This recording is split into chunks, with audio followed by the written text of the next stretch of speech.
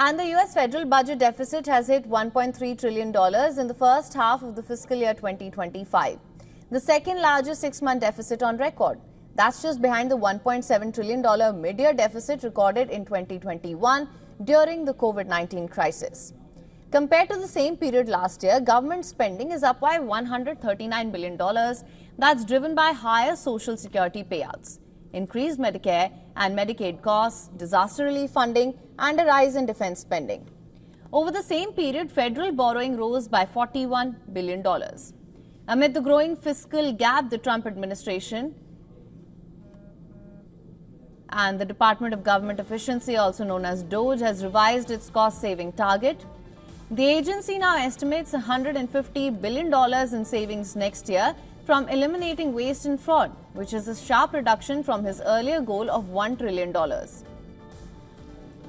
Meanwhile, House Republicans narrowly approved a budget blueprint that advances $4.5 trillion in tax cuts and seeks at least $1.5 trillion in federal program cuts. This includes proposed agency closures and workforce reductions. The widening deficit has prompted renewed warnings from fiscal experts. They call the pace of debt accumulation alarming and said that lawmakers continue to pile on trillions of unpaid for commitments. Treasury Secretary Scott Bessent warned that US may hit its debt ceiling as early as May or June, saying the country is approaching what he described as a warning track.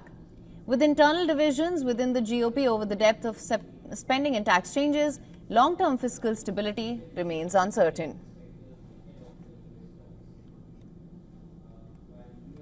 And for more on this, our correspondent Susan Tehrani has sent us this report from New York. Listen to this. The U.S. House of Representatives narrowly passed a Republican budget blueprint in a 216 to 214 vote.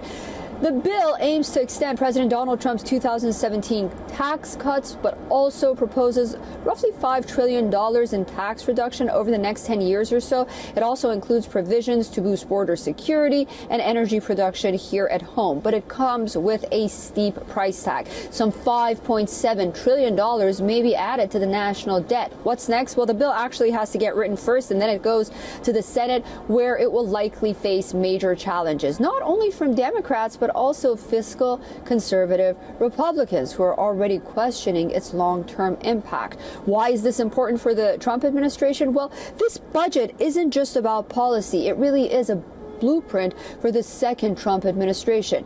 But these narrow margins, notably in the House, really show that support ultimately is very fragile. Susan Tehrani reporting from New York for WION World is One.